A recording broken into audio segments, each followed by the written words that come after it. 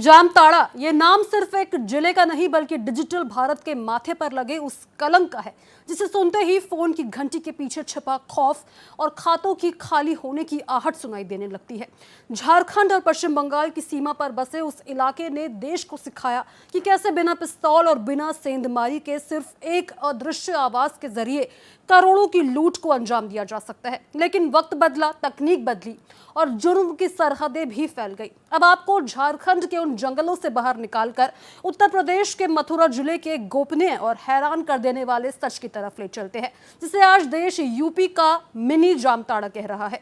ये कहानी किसी एक शख्स की नहीं बल्कि मथुरा के एक खास जिले के उन गांवों की है जहां के शांत खेतों और संकरी गलियों के बीच से एक ऐसा दृश्य साम्राज्य खड़ा हो गया जिसने भोली भाली जनता की गाड़ी कमाई पर डाका डालना अपना पुश्तैनी धंधा मान लिया। इसी पर देखिए ये खास पेशकश ठगी का नया गढ़।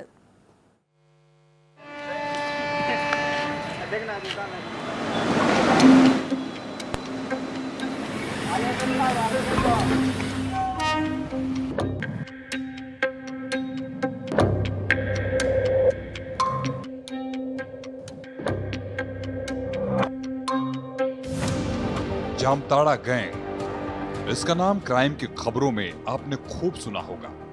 पश्चिम बंगाल और झारखंड के बॉर्डर पर जामताड़ा जिला इन्हीं काले कारनामों के चलते देश भर में बदनाम है। कहते हैं यहाँ बच्चा पैदा होते ही चोर बन जाता है, मानो ठगी इनके खून में बसी हो। यहाँ के ज्यादातर गांवों में यही धंधा आम बन गया है। झारखंड का जामताड़ा देश में साइबर ठगी के लिए बदनाम है, लेकिन अब उत्तर प्रदेश की धर्म और आस्था की नगरी मथुरा जिला भी इस मामले में पीछे नहीं है। यहाँ के शातिर साइबर फ्रॉड भोले भाले लोगों को अपने चंगुल में लेकर चूना लगा देते हैं। पुलिस के मुताबिक पिछले कुछ सालों में मथुरा साइबर अपराध का एक बड़ा केंद्र बनकर उभरा है। यहाँ पर पिछले एक साल के अंदर 170 से ज्यादा बड़े साइबर धोखाधड़ी के मामले दर्ज हुए और 300 से अधिक शातिर सलाखों के पीछे पहुंचाए गए। हजारों की संख्या में मोबाइल नंबर और सैकड़ों फर्जी बैंक खाते इन गांवों की लोकेशन से ऑपरेट होते पाए गए। ये इस बात का सबूत है कि ठगी अब इक्का दुक्का अपराध नहीं बल्कि एक संगठित और ट्रेंड बिजनेस का रूप ले चुकी है। और तो और यह संगठित गिरोह स्थानीय युवाओं को भर्ती कर ऑनलाइन ठगी की वारदातों को अंजाम दे रहे हैं। इसी वजह से अब मथुरा के कई गांवों को मिनी जामताड़ा के नाम से जाने जाने लगा है। हाल ही में मथुरा के 8 गांवों में जो हुआ उसने इस खौफनाक डिजिटल सिंडिकेट की पोल खोल कर रख दी। दरअसल जब डिजिटल इंटेलिजेंस और हाईटेक तकनीकी सर्विलांस ने इन ठगों के तार खंगालने शुरू किए तो परत दर परत एक ऐसा सच बाहर आया जिसने कानून के रखवालों को चौंका दिया। पुलिस और सुरक्षा एजेंसियों ने जब इन गांवों में तड़के धावा बोला तो नजारा किसी फिल्मी सीन से कम नहीं था। जैसे ही सादे कपड़ों और पुलिस की गाड़ियां इन गांवों की सीमाओं में दाखिल हुईं, तो यहाँ पर भगदड़ मच गई। छतों और खेतों से लोग भागते हुए नजर आए। ड्रोन कैमरों की मदद से जब निगरानी की गई तो पता चला कि इन शातिर ठगों ने पुलिस से बचने के लिए खेतों और संकरी गलियों के ऐसे रास्ते बना रखे थे जहां से पलक झपकते ही गायब हुआ जा सके। लेकिन पुलिस की मुस्तैदी से इन लोगों को धर दबोचा गया और लंबी पूछताछ के बाद सभी को गिरफ्तार कर लिया गया। जनपद मथुरा में साइबर अपराधियों द्वारा समय समय पर अपराध किए जाने की शिकायतें लगातार प्राप्त हो रही थी। एसएसपी मथुरा सर के निर्देश पर आज थाना शेरगढ़ में पुलिस के द्वारा एक बृहद ऑपरेशन किया गया है, जिसमें 2 गांव हैं जो नोटोरियस हैं साइबर फ्रॉड में। एक बिशंबरा है, एक जंगावली है। आज 2 टीमों के द्वारा 2 अलग अलग रेड्स की गई हैं, जिसमें कुल 6 राजपत्रित अधिकारी और इसके साथ साथ 13 थाना प्रभारी की टीम थी। कुल 240 पुलिस बल के साथ में दोनों जगह रेड की गई है। उसमें जो प्रतिबिंब पोर्टल के द्वारा जो हॉटस्पॉट चिन्हित किए गए थे और हमारी साइबर टीम जो लगातार कार्य कर रही थी, तो जो सक्रिय लोग थे उनको आइडेंटिफाई किया गया था, उनके घरों पर रेड की गई। उस रेड के क्रम में कुल जंघावली से जो गिरफ्तारी हुई है उसमें कुल 11 गिरफ्तार हुए हैं और 17 अपराधी वो भागने में कामयाब रहे हैं। और जो बिशंभरा से कुल 23 अपराधी गिरफ्तार हुए हैं और 28 अपराधी भागने में कामयाब रहे हैं। इस तरह से कुल 34 अपराधियों की गिरफ्तारी आज मथुरा पुलिस के द्वारा की गई है साइबर फ्रॉड में। और कुल जो 45 अपराधी हैं वो भागने में कामयाब रहे हैं। इस छापेमारी में पुलिस ने 137 mobile phone, 2 laptop, 42 debit card, 5 bank passbook, 12 chequebook और 50 सिम कार्डों का जखीरा बरामद किया। एक साथ कई लोगों की गिरफ्तारी ने ये साबित कर दिया कि ये कोई छिटपुट अपराध नहीं, बल्कि एक समानांतर अर्थव्यवस्था थी जो लोगों की बर्बादी पर पल रही थी। पुलिस ने ऑनलाइन धोखाधड़ी से जुड़े 18 गांवों का नक्शा तैयार किया।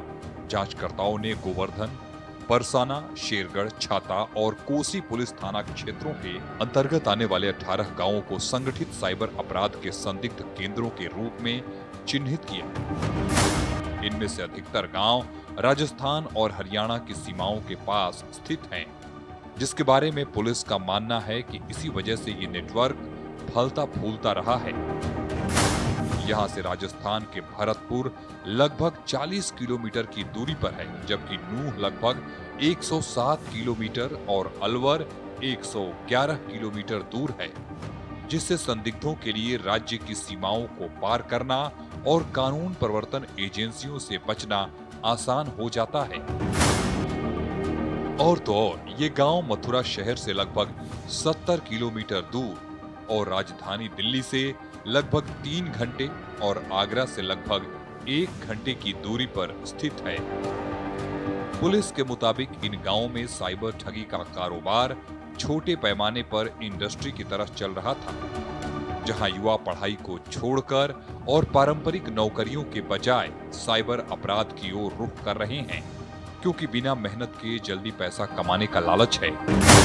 पुलिस के मुताबिक गिरफ्तार किए गए संदिग्धों की उम्र 16 से 65 वर्ष के बीच है। इनमें से कईयों ने हाई स्कूल तक की पढ़ाई पूरी नहीं की है और ये छोटी जोत वाले किसान परिवारों से आते हैं। कुछ पहले हाईवे लूट और मथुरा में तीर्थयात्रियों को ठगने के कामों में जुड़े थे, फिर ऑनलाइन ठगी की तरफ शिफ्ट हो गए। ये एक सिंडिकेट बना करके लगातार साइबर अपराध का कार्य कर रहे थे। इसमें से कुल 8 अपराधी जो हैं जो पहले भी जेल जा चुके हैं और कुछ अपराधियों के पास से फर्जी आधार कार्ड भी बरामद हुआ है।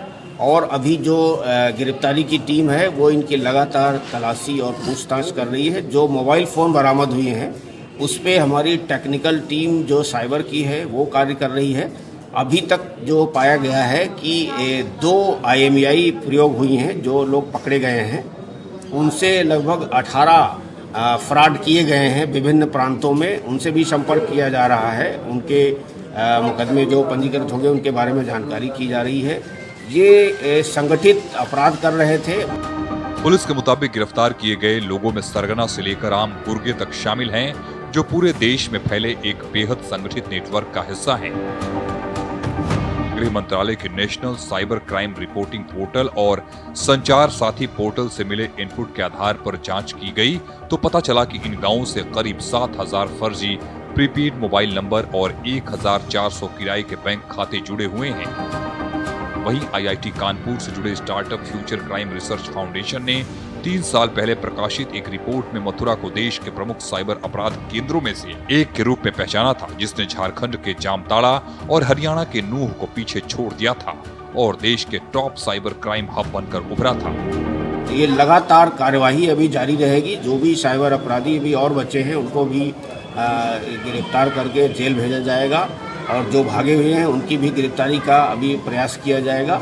मथुरा पुलिस के द्वारा लगातार साइबर अपराधियों पे कठोर कार्रवाई की जा रही है और आगे भी जारी रहेगी। IIT Kanpur incubated startup future crime research foundation की एक रिपोर्ट के मुताबिक देश में साइबर अपराध के 80% मामले केवल 10 जगहों से आते हैं।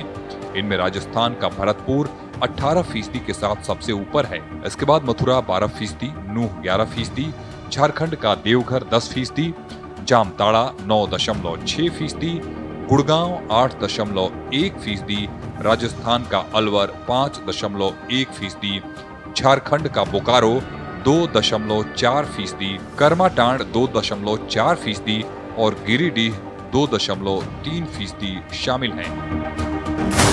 एफसीआरएफ की रिपोर्ट के मुताबिक मथुरा को साइबर क्राइम का हब बनाने के पीछे 4 बड़ी वजहें हैं।